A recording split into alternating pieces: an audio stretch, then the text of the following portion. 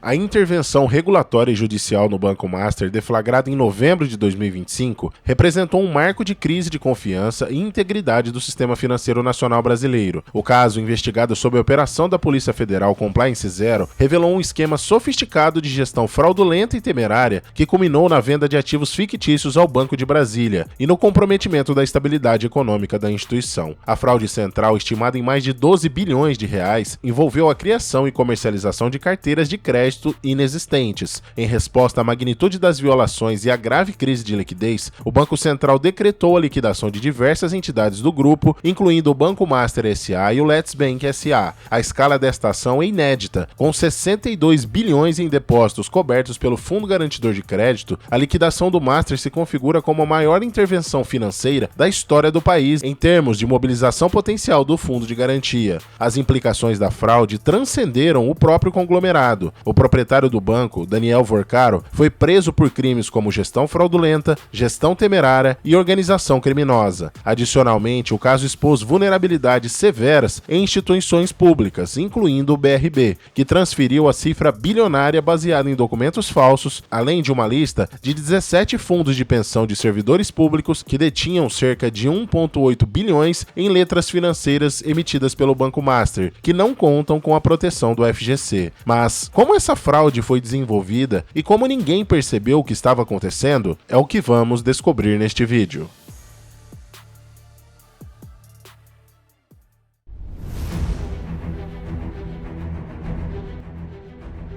Para entender como a fraude se deu, é necessário entender como os bancos captam dinheiro no mercado para poder financiar suas atividades de crédito. No caso do Master, vamos focar nos dois principais papéis que estão no centro da fraude. O CDB, Certificado de Depósito Bancário, é um tipo de investimento de renda fixa emitido por bancos para captar recursos. Ao investir em um CDB, você empresta o seu dinheiro ao banco em troca de uma remuneração definida, que pode ser fixa, pós-fixada ou híbrida. Na maioria dos CDBs procurados pelos brasileiros, ele rende o percentual de um índice, sendo o mais comum o CDI, que acompanha a taxa Selic. Quando você aplica em um CDB a 100% do CDI, significa que você investe o seu dinheiro no banco, que o utiliza para financiar suas atividades, e ele te remunera 100% com o CDI do dia. Se aplicar a 110% do CDI, você ganha 110% do índice no dia e assim sucessivamente. O CDB é considerado uma opção de investimento segura, pois é coberto pelo Fundo Garantidor de Créditos em até 250 mil por CPF ou CNPJ por instituição financeira. Ou seja, se você investir até 250 mil no Banco X e ele falir, você recebe os seus 250 mil de volta pelo Fundo Garantidor de Crédito. Porém, se investir 300 mil, irá receber só o limite de 250 mil e o restante dos 50 ficará de prejuízo para o investidor. Já a letra financeira é um título de renda fixa emitido por instituições financeiras para captar recursos de longo prazo, geralmente com prazo mínimo de 2 anos. Ao investir, você empresta o seu dinheiro ao banco e recebe juros por isso, e o resgate só é possível no vencimento, tornando esse um investimento interessante para quem tem dinheiro que não será necessário no curto ou médio prazo. Costuma ter uma rentabilidade mais elevada do que o CDB pela sua menor liquidez, porém também não possui a garantia do Fundo Garantidor de Crédito. E como eles se encaixam no contexto do Banco Master? O conglomerado do Master, que em 2016 era conhecido como Máxima e enfrentava dificuldades, viu sua estratégia ser radicalmente alterada após Daniel Vorcaro se tornar sócio minoritário, investindo no foco em mercado imobiliário e expandindo agressivamente.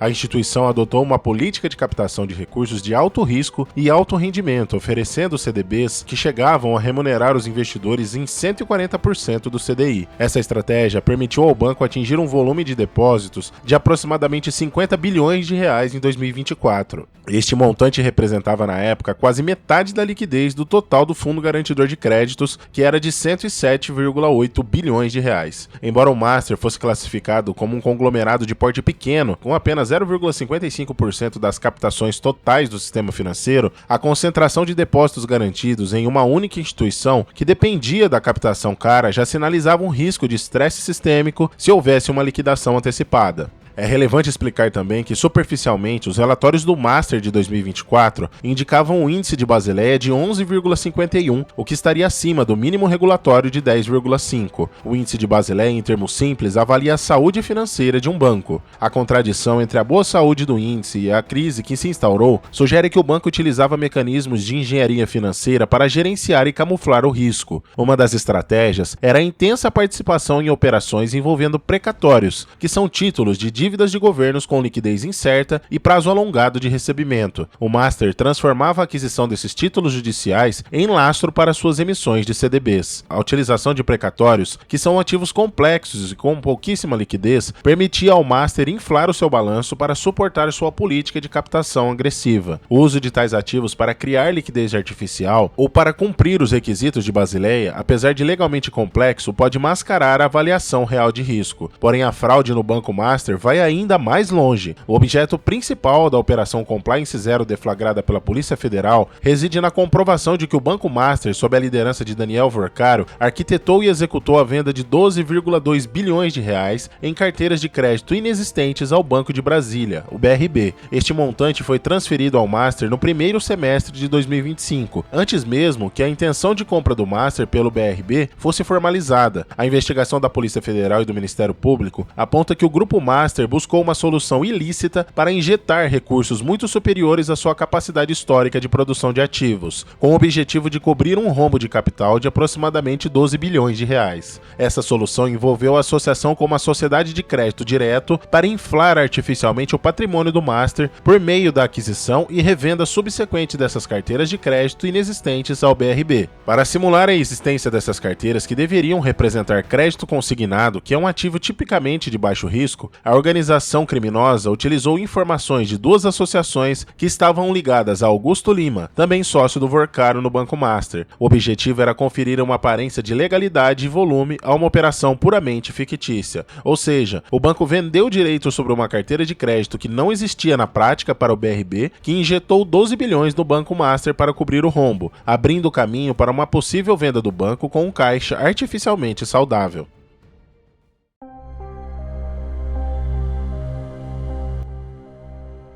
A tentativa de mascarar a operação foi evidenciada pela fraude documental. Quando o Banco Central iniciou a análise da operação entre Master e BRB e solicitou informações detalhadas sobre as transferências de recursos, os investigados produziram documentos com data retroativa. As investigações mostraram que, embora os documentos fossem datados de 2024, as assinaturas eletrônicas correspondentes foram realizadas apenas em abril e maio de 2025. Este cronograma de falsificação de documentos é crucial, pois confirma a intenção deliberada de enganar e obstruir a fiscalização do Banco Central. A tentativa de justificar retroativamente o negócio após o Banco Central ter solicitado as informações sobre as transferências configura uma clara evidência de conduta criminosa para encobrir a origem ilícita da injeção de capital. O envolvimento do Banco de Brasília, o BRB, na transação fraudulenta de 12 bilhões expôs a instituição pública a um risco de perda massivo e desencadeou uma crise institucional. Esta transferência de 12 bilhões do BRB para o Master sem a devida diligência regulatória e antes da formalização de qualquer intenção de compra do banco demonstrou uma falha catastrófica de governança interna. A natureza da transação, que é a compra de carteiras de crédito inexistentes, sugere que a operação, em vez de ser um movimento estratégico de mercado, poderia ter sido uma tábua de salvação politicamente articulada para resgatar o Master, explorando indevidamente a liquidez de um banco público.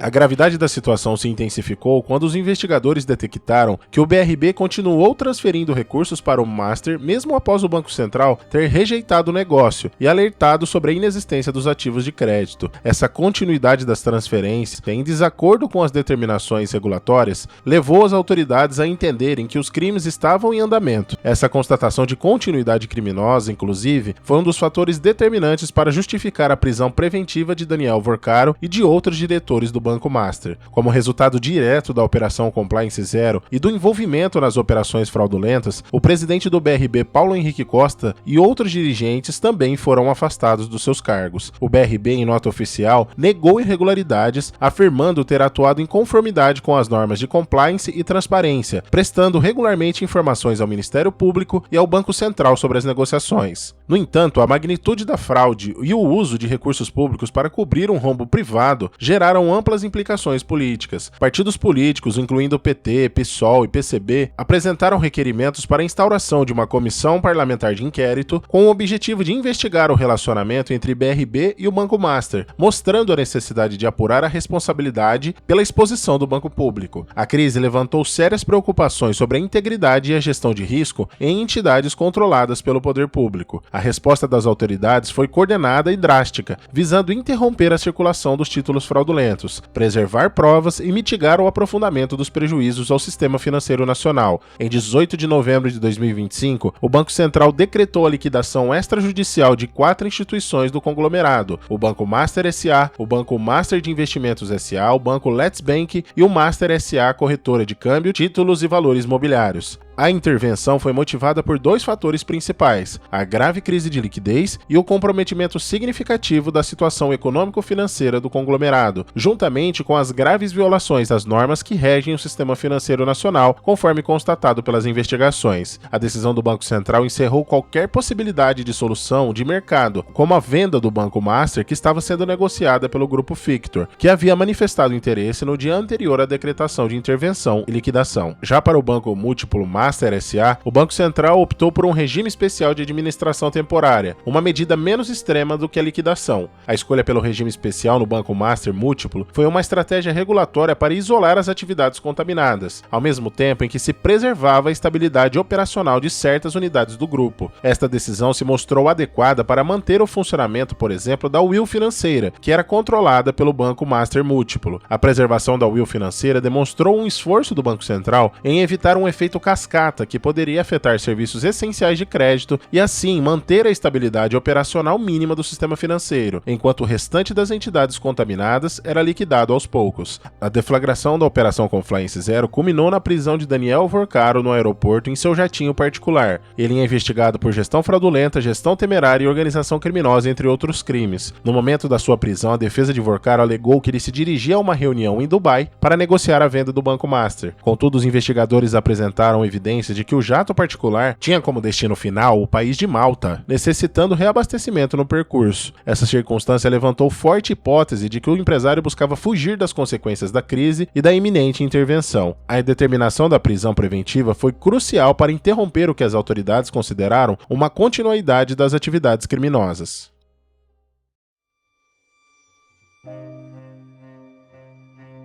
A liquidação do Master, embora o conglomerado representasse uma pequena fatia do sistema financeiro com apenas 0,57% do ativo total, gerou ondas de choque devido à sua escala em relação ao Fundo Garantidor de Crédito e à exposição concentrada em investidores institucionais sem garantia. A decretação de liquidação do Master, com aproximadamente 62 bilhões de reais em depósitos cobertos, impôs o maior desafio financeiro já enfrentado pelo Fundo Garantidor. Embora a liquidez total do FGC fosse superior a 100 bilhões na época, a falência de uma única instituição de médio porte com captação agressiva demonstrou o potencial para consumir uma parcela crítica dos fundos de proteção. O sistema de garantia foi submetido a um teste de estresse significativo. A magnitude do passivo coberto confirmou a necessidade de mecanismos regulatórios robustos para monitorar a concentração de captações em instituições de risco, mesmo que estas apresentem índices de capital adequados na superfície, como era o caso do Banco Master. O risco mais grave, porém, recai sobre os 17 fundos de pensão de regimes próprios de previdência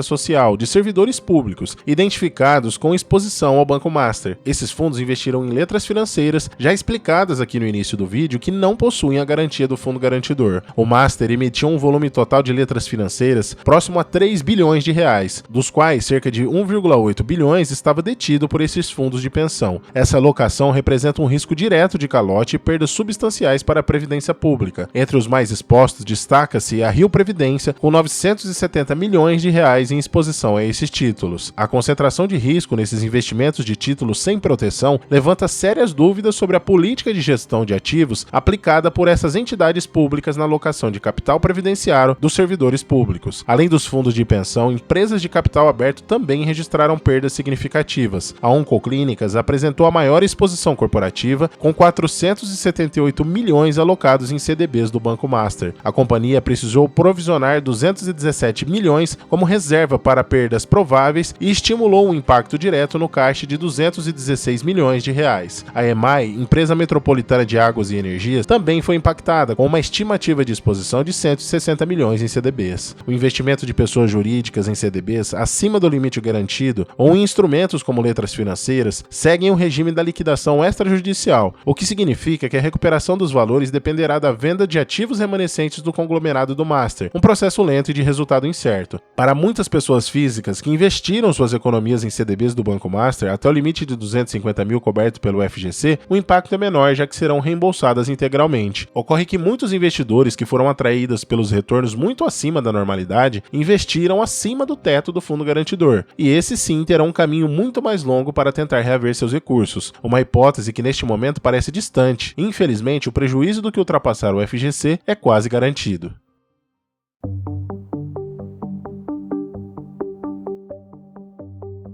A fraude do Banco Master não apenas revelou a má-fé e a criminalidade na gestão de uma instituição financeira, mas também destacou vulnerabilidades críticas nos processos de supervisão, due diligence em transações de bancos públicos e nas regras de investimento previdenciário. A facilidade com que o BRB transferiu 12 bilhões de reais para o Master, com a compra de ativos inexistentes e a subsequente continuidade das transferências mesmo após o alerta do Banco Central, demonstram uma grave deficiência nos protocolos de compliance e aprovação de grandes operações de capital em bancos públicos. É imperativo que as entidades governamentais e os bancos sob controle público implementem mecanismos de verificação e auditorias de terceiros de alta complexidade para a aquisição de carteiras de crédito, garantindo que o lastro dos ativos seja real e verificável antes de qualquer desembolso de capital. A investigação em curso sob a Operação Compliance Zero não descarta novas fases. A prioridade nas próximas etapas da investigação judicial deve ser o rastreamento minucioso do destino final dos 12 bilhões de reais transferidos pelo BRB e o capital levantado pelas letras financeiras do Banco Master. A identificação e recuperação desses fluxos financeiros são essenciais para desmantelar a rede completa de beneficiários da organização criminosa e mitigar as perdas de investidores. A arquitetura da fraude, baseada na criação de ativos fictícios e na falsificação de documentos datados de forma retroativa para enganar o Banco Central, exige que o regulador intensifique a fiscalização remota e in loco. As ferramentas de supervisão devem ser aprimoradas para permitir a verificação em tempo real da validade e do lastro das carteiras de crédito, especialmente as de alto volume, por meio de auditorias digitais que confirmem não apenas a data do documento, mas também o time da transação real e sua origem primária. A exposição de 17 fundos de pensão a 1,8 bilhões em letras financeiras sem garantia do Fundo Garantidor de Crédito representa um risco inaceitável para o patrimônio previdenciário público. Este evento exige uma revisão urgente das normas de aplicação de recursos dos fundos próprios de previdência social, sob a tutela do Ministério da Previdência e do Banco Central. O caso do Banco Master, com a maior liquidação já gerenciada pelo Fundo Garantidor e o comprometimento de um banco público em uma fraude bilionária, impõe um custo significativo ao sistema financeiro nacional e às finanças públicas. A completa apuração das responsabilidades e a implementação rigorosa das reformas regulatórias são fundamentais para restaurar a confiança e garantir a integridade e a resiliência do sistema bancário nacional. E aí, você conhecia as particularidades dessa que é considerada a maior fraude do sistema financeiro brasileiro da história? Deixe aqui nos comentários a sua opinião. Considere se inscrever em nosso canal. 2 vezes por semana postamos vídeos relevantes sobre economia, história e entretenimento em geral. Deixe também o seu like no vídeo para que este conteúdo seja entregue a mais e mais pessoas. Agora, se você deseja saber como foi executado o calote das lojas americanas que trouxeram enormes prejuízos para investidores e o sistema financeiro como um todo, clique no vídeo que está aparecendo aí na sua tela. Muito obrigado, nos vemos lá em instantes e até a próxima!